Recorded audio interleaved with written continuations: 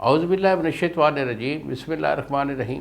شروع اللہ تعالیٰ کے بابرکت اور پاک نام سے، جو اپنے بندوں پر بہت ہی زیادہ اپنے حبیب پاک کے صدقے ہمیشہ سے ہم سب پر رحمت خاص فرمانے والے ہیں۔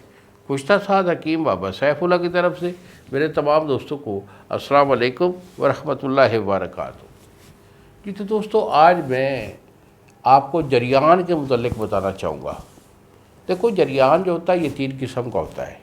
ایک کو ہم بولتے ہیں جریان ودی، ایک کو بولتے ہیں جریان وضعی، اور تیسرا ہوتا ہے جریان منی۔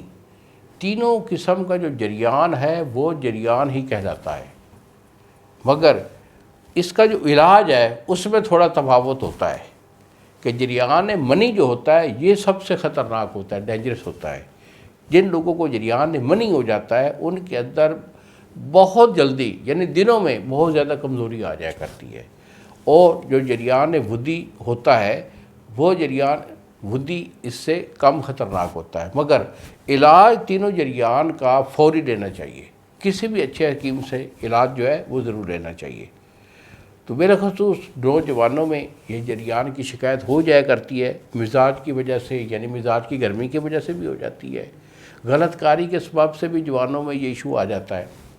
کوئی بھی ایشو ہو، اگر اس کا یہ برس جو ہے جریان کا یہ شروعات میں ہے، شروع میں ہے، تو اس کے لیے میں آپ کو نسخہ دے رہا ہوں۔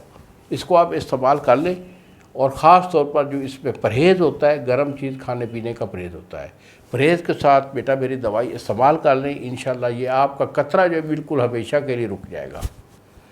تو اگر آپ کا جریان پرانا ہو چکا ہے، یعنی کچھ لوگوں کا جریان ایسا بھی ہوتا ہے کئی سال، 2 4 5 سال کے ان کا جریان چل رہا ہوتا ہے، یا تو بچے وہ علاج اپنا کروا نہیں پاتے، یا انہیں کوئی اچھا حکیم نہیں ملتا جس کی وجہ سے وہ جریان کور نہیں ہوتا۔ تو پرانے جریان کا علاج میں خود دیتا ہوں۔ اس کا وجہ یہ ہوتی ہے کہ جریان پرانا ہونے کے سبب سے ان کے اعضائے رئیسہ کمزور ہوتے ہیں، یعنی اعصابی کمزوری ہوتی ہے، جوڑ ان کے ٹک ٹک کر کے بجتے ہیں، جسم میں تھکاوٹ، دردیں رہتی ہیں، پیڈیوں میں درد ہوتی ہے، کمر میں درد ہوتی ہے۔ اس کے بعد ان کے دل گھبراتا ہے، دل پھڑکتا ہے، سانس پھولتا ہے، دماغی اور اعصابی کمزوری ہوا کرتی ہے۔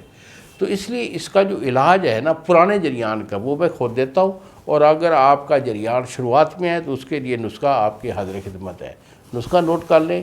اس میں بیٹا آپ نے لینا ہے سمندر سوک۔ سمندر سوک آپ کی 5 تولہ، ستاور یہ آپ کا 5 تولہ، 2 چیزیں ہوں گی۔ اس کے بعد آپ لیں گے کائی پھل۔ کائی پھل آپ کا جو ہے 5 تولہ۔ اس کے بعد تخم تمر ہندی، جس کو بڑی املی بولتے ہیں، یہ آپ کی 5 تولہ، اور کوزہ مصری جو ہے وہ ہے 10 تولہ۔ تو ان چیزوں کو آپ نے صفوف کر لینا ہے۔ صفوف کر کے اسے ڈبی میں محفوظ رکھیے۔